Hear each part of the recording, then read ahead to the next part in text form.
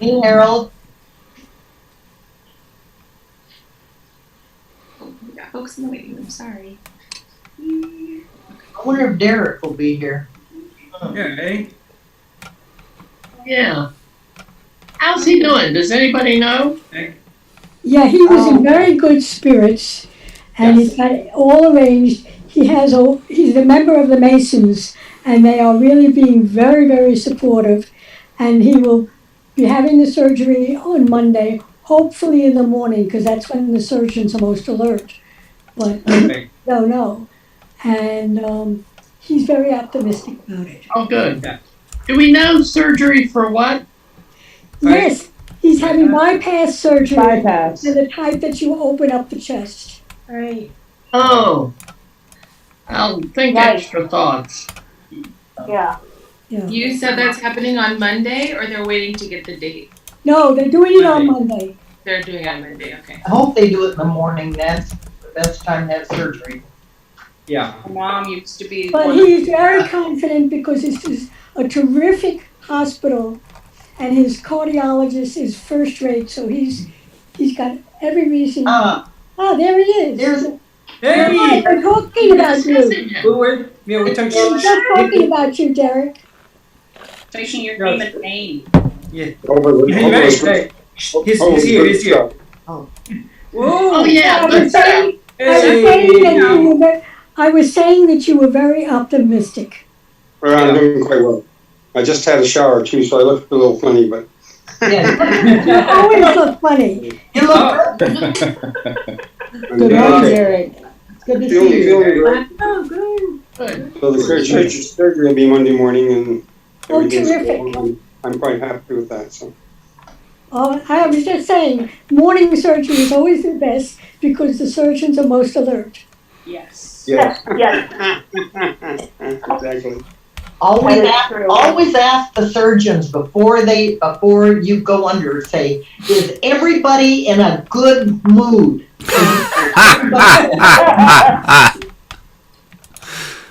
My mom used to assist in those surgeries as a registered nurse sometimes. She also worked cardiac ICU. And she had a couple of cases where they actually, in Sharpie or marker, and go, operate here. Well, I that's had a important. surgery where that happened. That's very important. Be super sure. Every surgery I've had, they've marked with Sharpie when I'm still alert. So Yes, that we all know what's happening. me too. Thank you. Well, Derek will definitely be thinking of you. Do you know what time you're scheduled for yet? No, just Monday morning. Just Monday I didn't- morning? Okay. I didn't ask for the time. I didn't ask how many hours. Every surgery I've had, they've marked with Sharpie when I'm still alert. Yes, So that we all know what's happening. me too. Thank you. We're in the matrix well.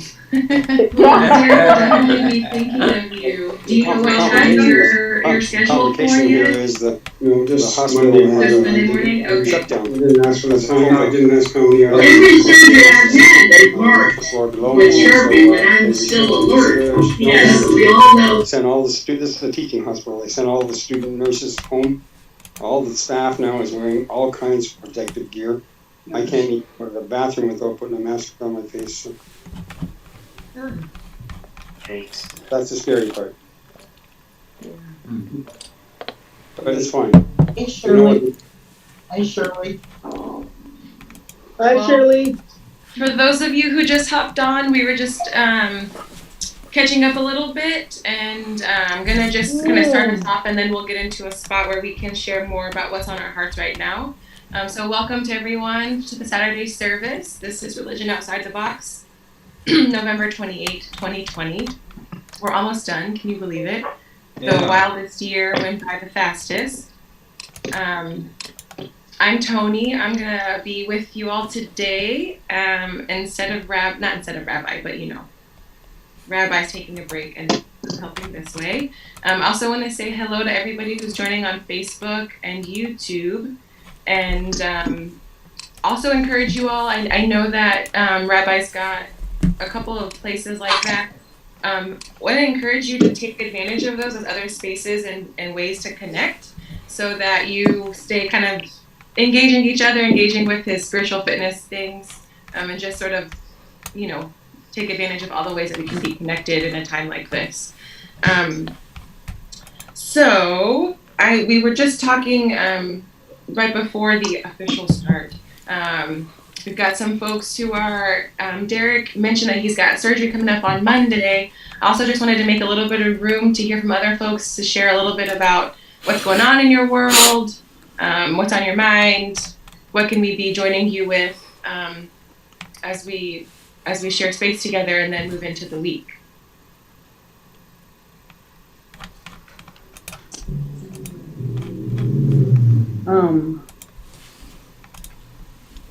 I reconnected with a niece of mine that I've been out of touch with for probably 5 or 10 years. So that was good news. Wonderful, thank you. Marcus, I think you were just starting to talk and it was a little bit hard to hear you at the start. I apologize. No, that's okay. I just wanted you to know that it was a little hard to catch you. Okay. So we've had some, I don't like being spotlighted. Sorry. We had some major changes at my job. Our program boss was removed from his position.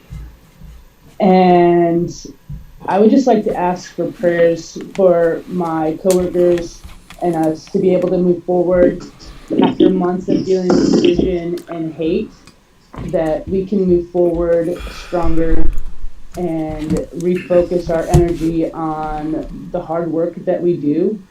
And also, if you guys could pray for Gary that, even though he had to face some hard consequences of his actions, that this somehow helps him see that the hate that he harbors for those that are different is really not productive, and maybe he has a change of heart. That'd be nice. Yeah. It would be nice. Thank you, Marcus. Thank you. With that one. Yeah, definitely. Yeah, joining us in prayers. Two things that are in my mind and my heart. One of them, I'm planning on my retirement year.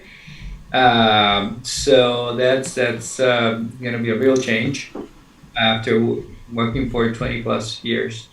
And also there's a document that I need to find for that very thing. It has to do with the money that I will receive. And I misplaced the paper somewhere and I need to find it pronto.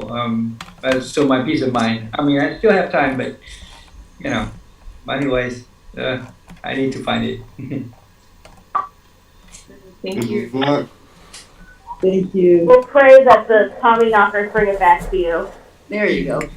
I'd like. Good morning. Morning. Good morning. I'd like to get some healing prayers for my dad, who celebrated his 79th birthday this week by having a small stroke. Oh. There's no such thing as a small stroke. Right. He's doing great. He's doing great. Well, that's terrific. Jonathan, what's your dad's name? Jerry Lax. Jerry, okay, thank you. We'll call him Relax. Right, he needs it. That's great. That was great. Good one. Great, thank you, Jonathan. We'll be joining you on that one for sure too. Anything else? Of course, don't feel pressure to say it out loud. You can throw it in the chat as well. We just want to take advantage of the collective momentum that comes behind thinking about and centering our hearts and minds on something together, taking care of one another that way. One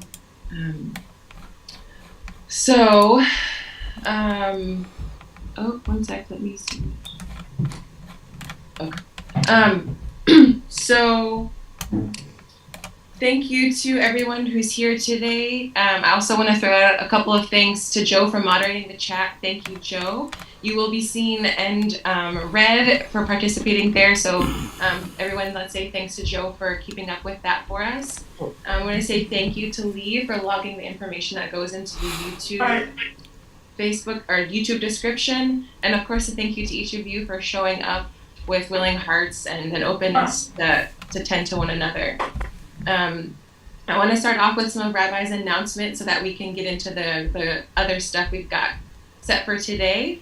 The announcements are that Monday at 2 p.m. Pacific Standard Time. Oh, wait, hold on. Stop, time out. There's lots of... Okay, I get that.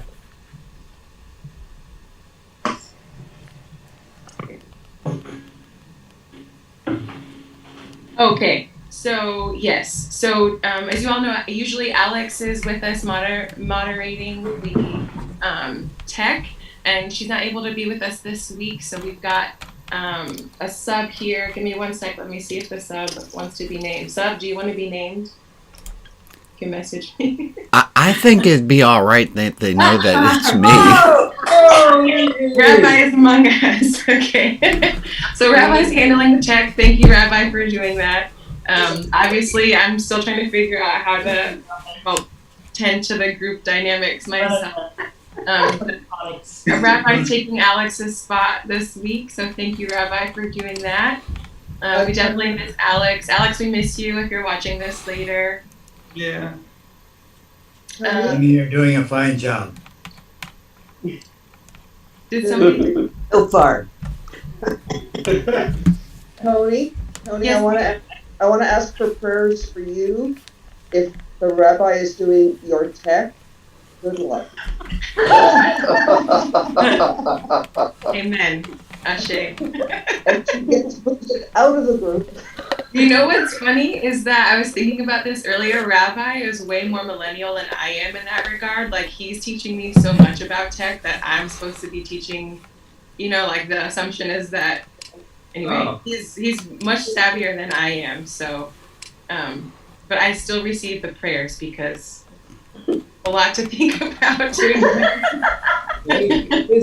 This month, more technical, then we'll take prayer and fasting.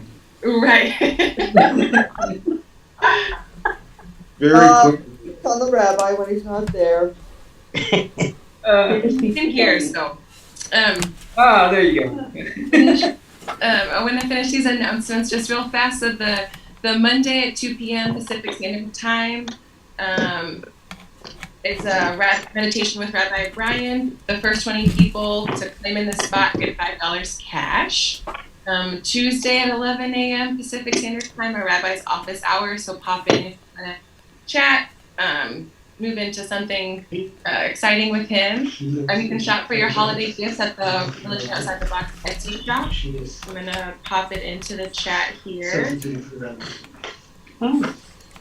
And there we go. So you can get some Christmas shopping done there, some spiritually fit gifts for folks you like and love. And then you can join the Religion Outside the Box faithful crew by becoming a monthly donor. As you know, that Rabbi gives a lot of these things, these services for free, and your donations help make sure that that can keep happening, that the offerings can be even more expansive and robust and always getting better. So you can donate as you are able at this website. In the link, it's rotv.org/support. So thank you for all of those who do give, and thank you for all of you again for showing up and giving and with your presence. And the last announcement is that if you'd like to stay around afterwards, there will be the virtual donut holes with the donut. And it's calorie free and diabetic friendly. That's the only way, especially during the holidays, all this food and, that's the only way to do it. So I'm going to take a deep breath. Invite you to do the same. So today I wanted to go over this exercise that I'd experienced. So I have a part-time job where I run retreats remotely for a ministry of the Disciples of Christ Church. And we had this plenary speaker who, her name is, there we go. There's the link for giving gifts. So Reverend Lee Hole Moses was a plenary speaker at this retreat that we just facilitated for the college students in this leadership development program. And she wrote a book that's called More Than Enough, Living Abundantly. I'm going to type it in the text too. More Than Enough, Living Abundantly in a Culture of Excess. And she's a Christian minister, so the focus is very Christian-centric. So if that's something that doesn't jive with you, this may not be a book for you to dive into. But if you're okay with sort of taking what you want and taking what you need and leaving what's left, it might be a helpful and kind of enriching exploration. And so in this exercise that she led us through, she was inviting us to think about what it means to have enough. And so I know that we all come from different traditions, different places, and are in different parts of the faith. Generally, I wanted to start by just having us think about and sharing as they come to mind for you, stories or moments when you learned about what enough means. Enough food, enough friends, enough money, enough whatever. An example, of course, that she gave from the Judeo-Christian traditions are the manna falling from heaven, and the story in Exodus where the bread falls and you can only take what you need for one day because it will spoil. And so it's a story that helps putting our mind around what it means to have enough. If you overdo it, the excess goes to waste. And so, I'm just curious about how you all are thinking about what enough is when we're in a season of being encouraged to buy, eat. Even though we're distanced, there's still a very heavy presence of excess and overindulging. So what's enough for you, and how do you know you have enough? Actually, in my case, if I'm allowed to speak, thank you. About a couple of minutes before coming to the group, I was thinking that, one of the things that we're doing right now in my family, that we're actually celebrating according to our faith, and it's kind of cool because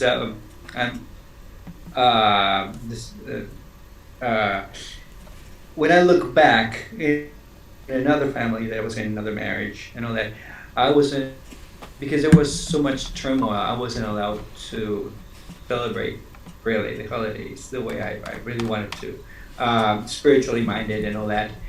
And before coming to the group, I was thinking, hey, this is this Christmas, it's going to be a very spiritual one. These holidays are going to be very spiritual minded. And the first thing that came to my mind is, oh man, I missed all those years, and I caught myself into that pity party. I said, no, wait a second. Let's concentrate in the present and how much I'm going to enjoy the holidays, which is something that I really wanted to do. And to me, it's all in the family. My family is enough. I mean, we don't need that many presents or all the other stuff, but family. I mean, the family is so important. If we don't have that, I mean, holidays are not happy. Mm-hmm. Thank you, Ricky. So for you, enough is the time with one another and not stuff. Right. That's what you're saying, yeah. Right. Thank you. There's a great sentiment in the chat. It says, when you don't feel the need to be going anywhere, doing anything beyond where you are, doing what you're doing, that's enough. I like that. Yes, thank you. I can't remember how the whole story goes. There's a story, a fable called Stone Soup. Oh, right. I love that story. Yeah, and I think it is this a stranger, like he's not from the town. He comes to this town that's very, very poor, and anyway, I think all they have to start with is a stone to make soup. And he said, well, this is good, it needs a little. And then, like, everybody in the village has a little thing they can add to the soup. And before you know it, they have a wonderful big urn of soup that's actually real soup. So it's, sometimes it takes a village to have enough. I mean, when they all came together, they had enough. Right. Is that the story, Motion, right? It did, and I think how that story starts is that he shows up to the town asking for help, and everyone who he asks individually says, I don't have enough to share. And so he comes to the town center and says, well, I'm going to make soup, and if you want to join, you have to give something. I'm giving this stone. And so then he sort of creates a communal event, and everybody does have something to share when they all come together, like you said, Candace. Yeah, there's plenty among all of us, and we see that differently than when we're just thinking about one of us. Yeah. Go ahead. Sorry, Carol. Go. Sharing that story, the stone soup, I had forgotten about that. Is a wonderful gift that you shared with us. Right. Yeah. Never heard of it, and I'm going to share it with my family, so that's cool. I believe it's a children's book. Yes. And I'm pretty sure I remember there was a song that went with it, or there was like my mom got me like a cassette tape of it, and then we'd listen in the car on the way to school, and there was a song that went with it. I don't remember the song, but I remember bobbing my head to like a Stone Soup song.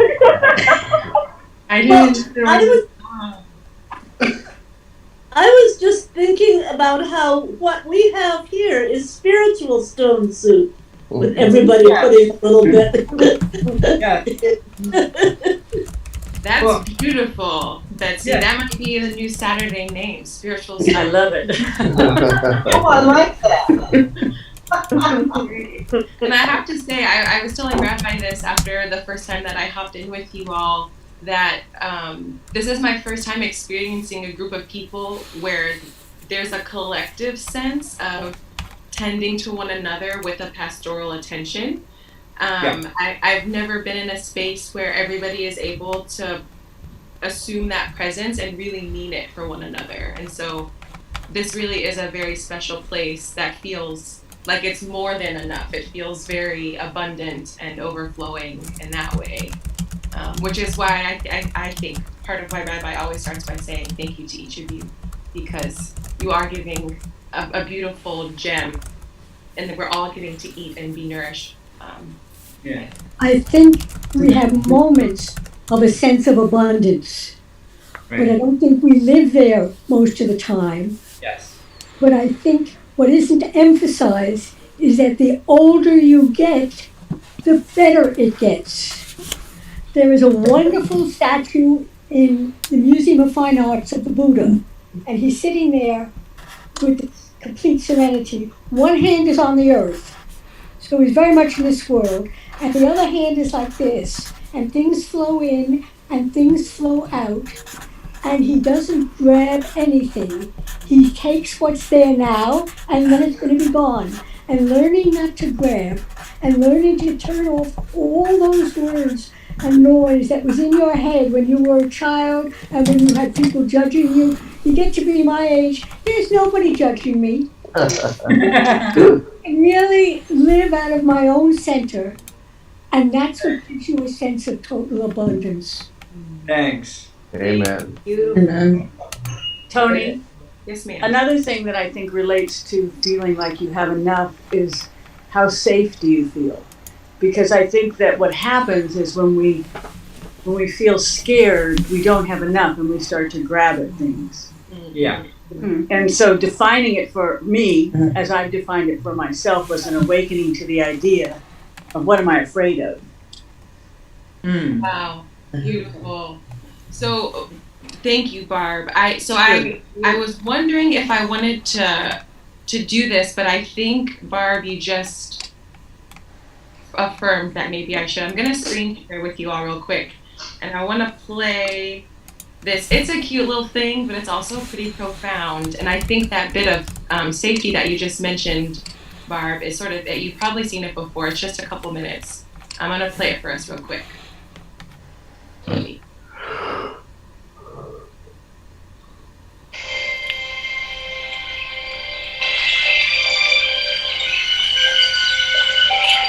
Can you hear okay? Uh-huh.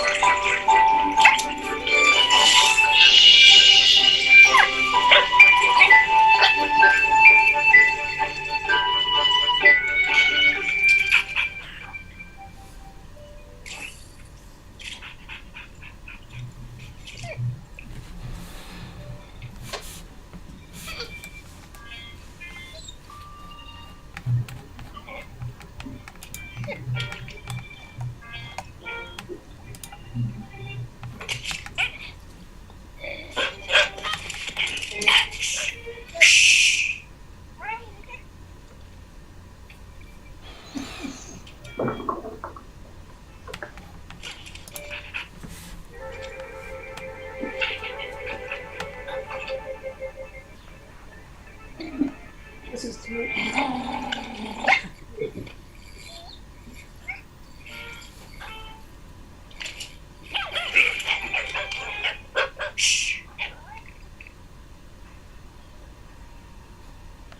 The dog is chasing away the bird that's eating all of his worms.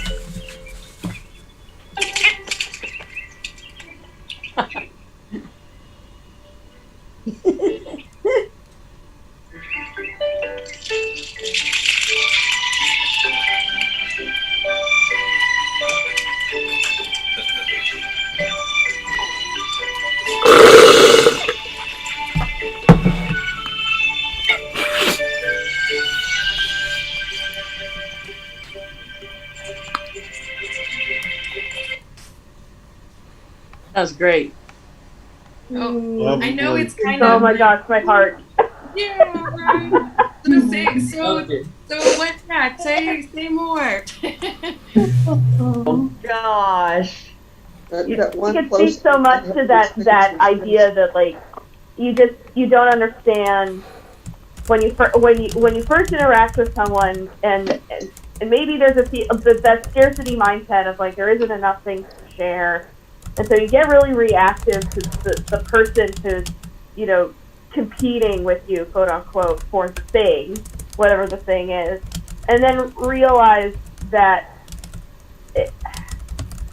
they may actually need it more than you, or that sharing it is more important than fighting over it, and then somehow the magic of like when you open yourself up to this other being, the other being is going to give something back to you, whatever that might be, and then suddenly you have this connection. It's just like, oh, that's what life is balance, and I love it. In the ideal way, right? Like, you just open yourselves up to each other, and suddenly you're getting so much. Mm-hmm. I think that Carol said this last week, or I can't remember, but you know, the idea that when a cell leaves the body, it dies. Oh, I said that. You said that.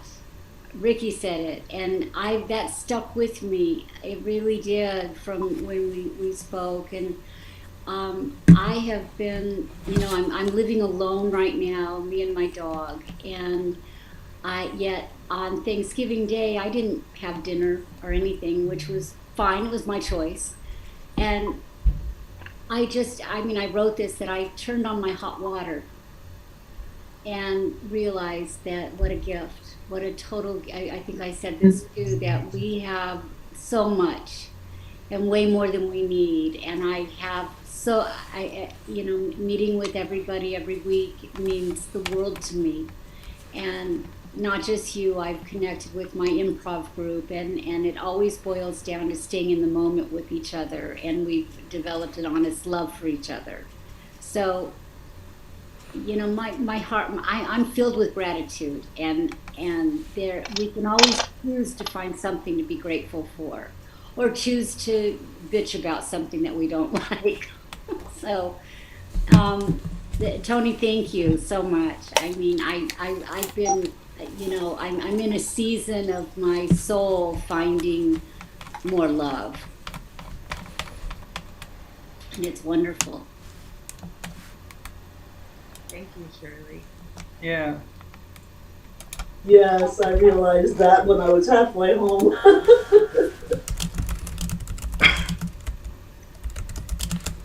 So some of the work that sort of pulls Lee Hole Moses's offering into a full circle is to think about excess, lack, abundance inside of a frame of generosity. Mm-hmm. And she invites us to think about what makes a person a generous person. You know, we have our own lay of the land inside. Like I don't have enough time. I never have enough time, but I always have way too many likes on my Instagram posts. You know, like we have this weird way of positioning what's excess, what's lack, what's abundance.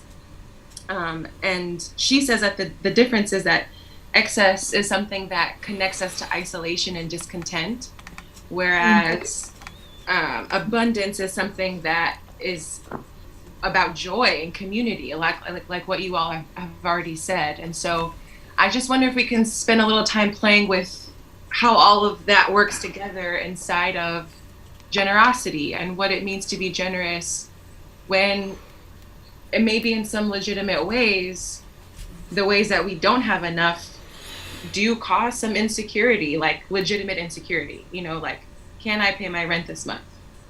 And so how can I give food when I don't know if I can pay my rent? And so, let's play with that a little bit and see. Watch this.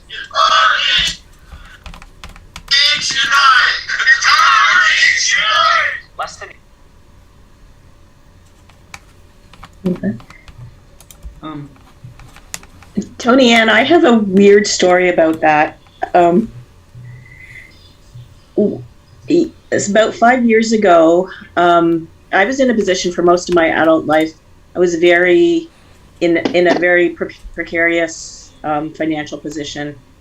And then I suddenly had the opportunity to buy a condo, but it was a very tiny condo. I would have to get rid of all of my stuff to move into it. And that was really, and I was also thinking, what if I lose my job and then I'll lose it, So after I decided, I told the realtor, yeah, go for it.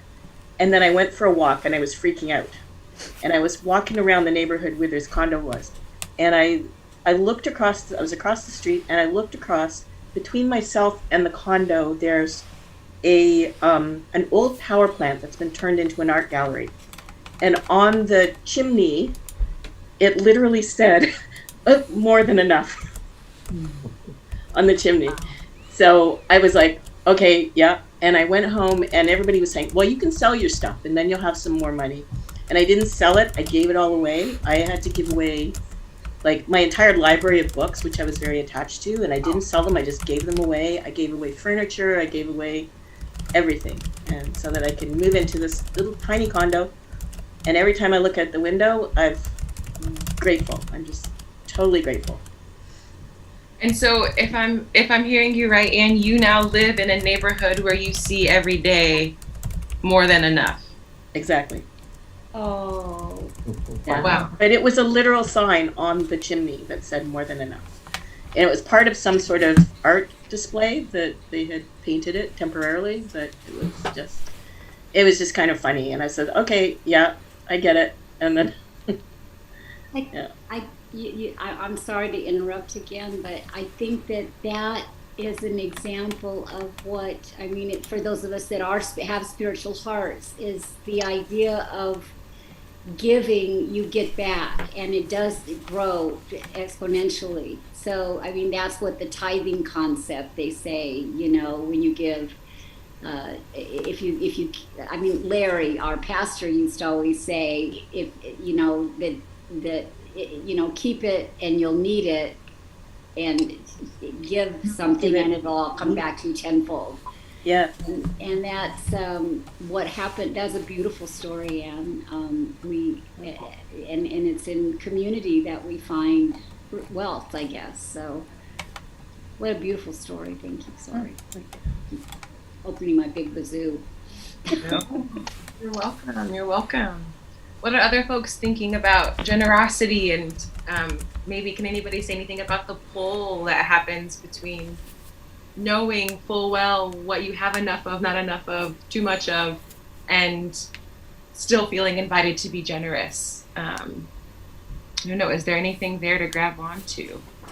Well, I think you have to have trust or faith, because there are gaps where you can't see it, and it just, you don't know what to do. And if you can have some trust in however you define universe, I think we get through those tough times. Thank you, Barb. Marcus, I think your hand is raised. There is something very freeing about getting rid of stuff. Because otherwise we get so weighted down with it. Right. Becomes a burden. But Marcus, did you have your hand raised, or was that an accident? Okay. Okay. Sorry, Ricky, were you going to say something else? Thank you, Emily. Yes, it's weird how things can start to have a physical weight on us even when we're not, like, physically holding the thing. It's interesting that sometimes the richest people are and you know, not necessarily have to be everybody, but there's so many people who have so many things, and they're so needy, and I mean, needy of human contact, and needy of expressing their emotions, and probably that's why they keep acquiring things, and it's so sad because it really bugs them down. You know, the more weight that you have, the less chance that you have to fly and to enjoy things. You know, and so I wonder. So Ricky, thank you for saying that, because I think that's some of why I thought this was such a compelling thing to think about during the holiday season. Because even if you don't participate in a tradition that gives gifts around this time or eats a lot of food, that's still the sort of like capitalistic tone of the fall winter months. And so I wonder how you all keep yourselves in balance that way. I don't know. I'm not sure I know how I keep myself in balance that way. Like I've been on way too many websites thinking about stuff I don't need, you know. And so how and yet I do it, even though I know better. And so, like, how do we find balance despite the cultural trends to do something that pulls us out of balance? Probably, Tony, the goal here is to give and not to get, and to give with our heart. Because I mean, I've been times in my life when I had to give something because that was the right thing to do. I mean, that's the Puerto Rican thing to do, to give gifts because, oh, that's what we've always done. And sometimes I may not have enough money to buy something for on so and so. But I'll go to the bank and ask for money to give it to on so and so because that's the right thing to do. But that's not really giving. To give something that is meaningful doesn't have to be something that is expensive. You know, there's so many things that you can give. A smile, a pat on the back, saying how much you love to the person. Um, it has to come from your heart. Yeah, my husband and I have been having this conversation just like when Black Friday started, and we were both like what are we going to do? Because we know that between each other, we're starting to have this conversation of like, how do we want to approach giving and receiving gifts at this point in our lives? And that's starting to, it's shifting, that maybe we want like one thing, but otherwise like, what, how can we tell people like we don't really want a thing, we want like, we'd rather you donate money, or we'd rather have an experience together or something like that. And but then like my sister-in-law texts me and she says, I need your sizes, I'm shopping. and it was that moment of like, do I tell her in this moment like, no, I don't need any more clothes, like you don't need to get me anything. And so yeah, it's a really funny thing. It's a habit you have to break out of, and I think that's what's hard, especially if in an insular like pocket you say to yourselves, okay, so we're between each other, are not going to give gifts. But then like trying to explain that to like the outer reaches of your circle is really challenging. What you can also do for this year versus any other year is say to your friends, relatives, etc., instead of giving me things, take the money and donate it to a food bank this year. Beautiful. Right. Yeah, food banks are really Jeffrey. Thank you, Jeffrey. Brilliant. Carol, you've had your hand up for a minute. Sorry about that. I'd like to welcome our gentleman friend from Uganda. I know we have someone from the other side of the planet. That was so cool. Yeah, I think he hopped off for a minute, but he said he's going to come back. Okay, I'd love to hear from him. Yeah, he's leading his Shabbat evening service, as he said. Oh, okay. Cool. Pretty cool that we can do that, isn't it? Like talk about abundance. We're in more and more countries each week, it seems. Talk about abundance. Right. So, and in the spirit of abundance, I'm just watching the time. I don't mean to cut us off at all, of course, but I do want to do one other thing in that spirit of sort of generous giving. So I noticed online that, and part of this is my notice because I've been trying to discern if I should be on the end of life side of caregiving or on the birth side of caregiving. And so I spent some time doing a certification to be an end of life doula. And so for a while I was just sort of interested in everything that was end of life care. And I noticed that people started saying this thing after somebody had passed, that they would celebrate them and then they would say, I wish I had given them their flowers when they were alive. And it was such a compelling thought because we'd had quite a few deaths in my close circles and family this year. Yeah, Ricky, go ahead. No. Okay. Something. Sure. So I've been thinking about that every day. I think, how can I give flowers to the people who I love now because we're here now? And in the season of taking stock of who I'm grateful for and why, I realized that Rabbi Brian is somebody who I don't always say I'm grateful for. And because he is facilitating spaces like this for all of us, and I trust that each of you take your turn to message him and say, I love XYZ thing you did, thank you for this. What I wanted to do is give him a small gift, and I wasn't planning on him being on the call today, so I told him he was going to have to like hide in his we can't see his face, so he'll pretend like this is a surprise. So there's this, hold on, let me get the link up. Oh no. Hold on one second. So what I'd like for us to do is be generous with our gratitude and share with Rabbi. There's a link in the description. If you're on Facebook or YouTube, the website is padlet.com, Padlet as in Tom.com /Tony Ann Reynolds /Rabbi's Flowers. So this is a place where you can write what Rabbi means to this Saturday group from your perspective. And I think that this is just a fun way for him to have a space that will live for however long the internet lives, to know what it means to have him as a part of this group. And you can come back to it whenever you want and add new things as the Saturdays continue, and it'll just keep scrolling and scrolling all of those things you meet. Your names will not be there, but just tell him why he matters. Tell him to this Saturday crew, what are we here for? And while folks are doing that, we can keep chatting. I want to make space in the group for that to happen. Yeah, please. Bob has his hand up there. Thank you. I saw his hand too. Y'all want to figure out who goes first? Bob had his hand up. Bob? Yes, I think that when we talk about giving, oftentimes we focus too much on material things. And I think that one of the best things to give is to give of yourself. And give of yourself with family, friends, anybody that you interact with, taking the time to give of yourself.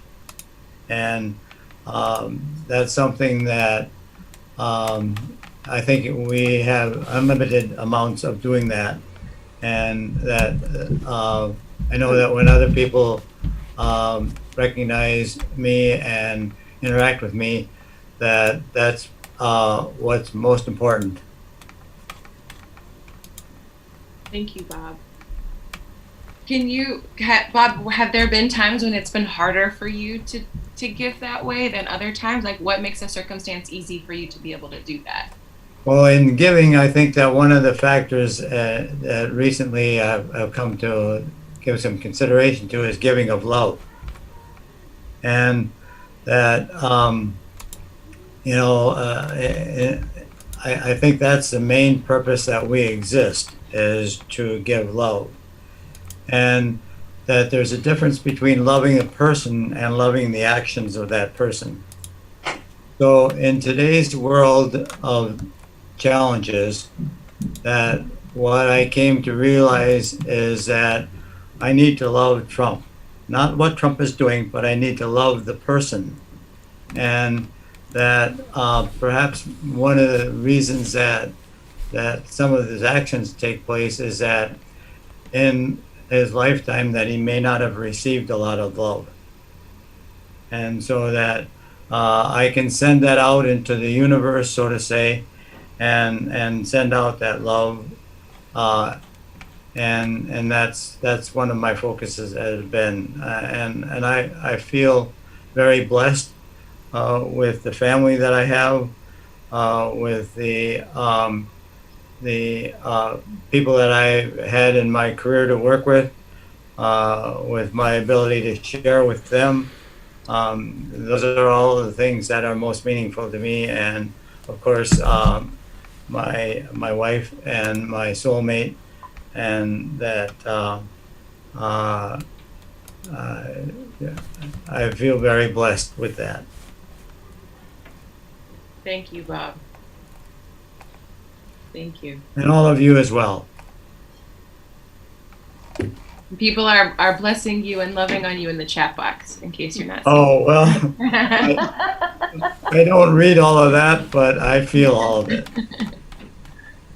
I'm glad you mentioned that, actually, Bob, because I've been struggling with how in the world to love someone you dislike so much. Well, it brings back this little film that the dog didn't understand what the worm was for. The second the dog understood that the worm was for a mama that was feeding starving littles, suddenly everything changed about, oh my gosh, that's why you need the worms? Here, have all the worms. Thank you, Joe.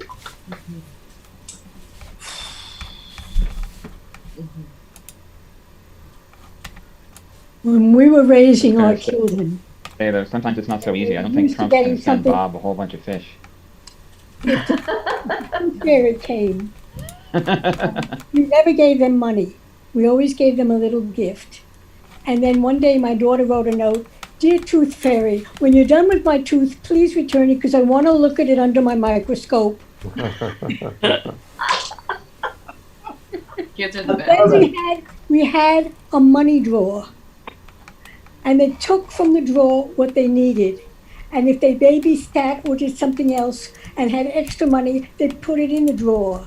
And to this day, as grown women, they both work for nonprofits. Wow. We just said you don't reward with money, you reward with appreciation. And they got it. Wow, what a countercultural lesson. That's Well, great. You create your own culture in your family. You have That's right. freedom there. And Right. And I think that people don't have to do what everyone around them is doing. You don't need another snowblower. You don't need another this or that. Right, right. And I think that's one of my loves for this group is that every Saturday you all choose to do this instead of anything else, like sleep or your laundry or there's probably a bunch of other things that That's a hard choice. to do. Right. But also, I mean, in at least in my mind, in that realm of, do I have enough time? Taking out the time to do something like this, like communally connect and work on our spiritual fitness a little bit, is, it's up against this load of dishes that's right here in my sink that I didn't have the time to do the last 3 days, and so just to say that I appreciate seeing and seeing each of you as role models in that way of really committing to a regular practice of doing what is best for you and not necessarily what everybody else is doing. This is more fun than doing laundry. You're right. I love that. Laundry, Rabbi Brian. What we did for the holidays and what they most remember and look forward to is we would go through every song we knew related to the holidays. And they know that we would stop everything and just go through all these songs. And they would dance around and sing at the same time. And that's what they wanted. They didn't want things. They wanted everything else to stop to celebrate. I think that's half the trouble these days. We tend to think that we're expressing our love by the gifts we give, the solid gifts that we give. But in actual fact, we express our love far more by the things that we do. If we are, it isn't a case of physical gifts very often. Because children need love far more than they need computers. Right. Love and time. Right. And time, definitely time. Absolutely. The time you spend with your children is never ever wasted. Mm-mm.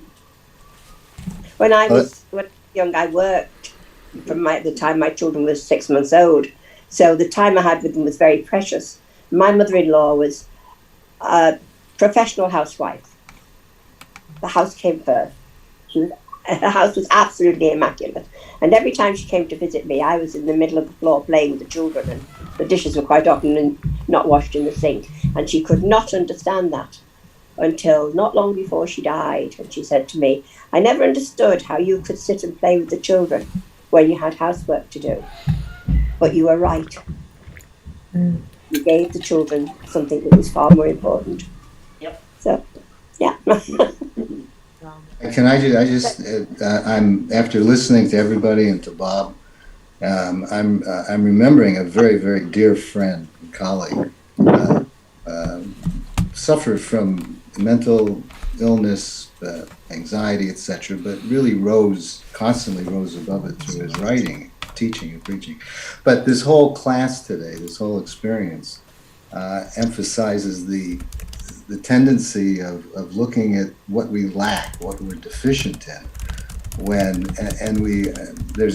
and I know I don't over judgment and really being difficult, but don't really understand that one of the greatest abundances. I mean, putting love in that category of lack or not a lot of it. Just that juxtaposition to just make that little change of that love and attitude and caring and all these values that we emphasize here are abundant. And so thank you. Again, my gratitude to all of you for this. Yeah. Welcome. Thank you. Yeah. I want to add that I've learned that love, is a behavior, an action. It's an action word. I believe that totally, that it's our behavior. Like a mom having to give up doing dishes to focus on the children. It's a behavior. Not just a feeling that we put out there. I thought, all of us should write to Trump and tell him how sad we are that he's so sad, that he can't be happy. Write to him, send him a card. I'm not going to, but more than this spiritual, the woo, like Rabbi says, this woo-woo stuff. It's got to be more than that. It's got to be a behavior. Anyway, I'm one of those unfortunate ones who's got too much stuff, and I'm overwhelmed with it and overburdened. And trying to get rid of it is really tough. Not because I'm attached to it. It's just, what do I do with it? How do I get it out of this house? It's heavy. I got it. My books are all gone. My books were the first thing to go. I had a whole room full of them. They're gone now, and my clothes are pretty much gone, and my jewelry's gone. And if I can get down to living in a little room in a condominium somewhere with a window that looks outside, I'll be happy. And it'll say more than enough outside your window. Yeah, it's all about the window. I might not be happy because I'm usually not happy, but I must be happy. But this stuff is not making me happy. And it never did, really. Every time I got what I wanted, I was disappointed. Right. I worked my butt off to get what I wanted, and then I go, damn, that ain't it. Mm-hmm. So I want to be mindful of the time that we are about at the end of our time together. And Carol, what you're saying is reminding me of this thing that I heard from a woman. It was really powerful. And so I might invite you to take it or leave it depending on how it lands for you. That she said the way that we think about our closet is, and the state of our closet is very much akin to the way we see our spirits and the state of our spirits. And so I was standing in my closet. We moved into this house as my grandmother's. It's full of her stuff. The closet, she smoked, her husband smoked. The closet smells like smoke. So I was standing in the closet. I'm going to work every day smelling like smoke. It doesn't smell like me. And I thought, wow, I wonder if there's something to that for me right now, that I could be standing in this closet and there's something here that's not quite mine. Like what am I holding that's not quite mine? What kind of deep cleaning is needed? What does that look like spiritually? So anyway, I'm domino thoughting here. But I wonder if we do a quick assessment of the room that we love the most in our house and just play with, is this room a reflection of my inside world? How do I lighten it? How do I bring more life into it? How do I open up that, the other Carol mentioned that palm is open. How do I create a two-way flow in and out of this space so that it can be balanced, so that I don't come home and feel heavy in a place where I'm supposed to come home and feel safe and well and capable, so just thinking about creating an environment that breeds this abundance and generosity that it seems like all of us have a lived experience of. It seems like the heads were nodding and people were and we all know what abundance feels like. We all know what what having enough feels like. And so how do we amplify that in a season where we're being called inward, right? It's cold outside, we're already social distanced, not a lot of places we can go. So how do we turn this into a fruitful time for ourselves and the people who we are in relationship with, like we are on these Saturday calls? You did that with starting the page for Rabbi Brian. I think that's a start. Yes, please, please say all the things there. And also, I would encourage you to do that with other people in your life. You know, we can't tell enough truth. I think as much as we're afraid of the truth hurting and being ugly, like we have all those phrases, you know, the truth hurts. That's the ugly truth. There's also a lot of beautiful truth that we just don't share a lot of. And so I would invite you to do that in this season of giving in some way. Somebody who you cherish very much but haven't said. Take the risk of being seen as very mushy and, you know, too tender-hearted, and be a Care Bear. There you go. Tell them the truth while you can, you know. So there are some last couple of things in the chat. If you do pop in there, thank you, Lee, for throwing those in. The announcements are there one more time, as well as a small note from Rabbi thanking everybody. Don't forget to hang around for virtual donuts. Also, don't forget to take advantage of those chat spaces on the Facebook page and on the YouTube feed of this video. But stay connected and stay good to yourselves and each other. I'm going to sign off. I invite you all to do what feels best. And thank you all so much again for being really heart forward. Thank you. Thank you. Thank you, Tony. Thank you, Tony. Thank you, Tony. Be well. Thank you, Tony. You. Tony.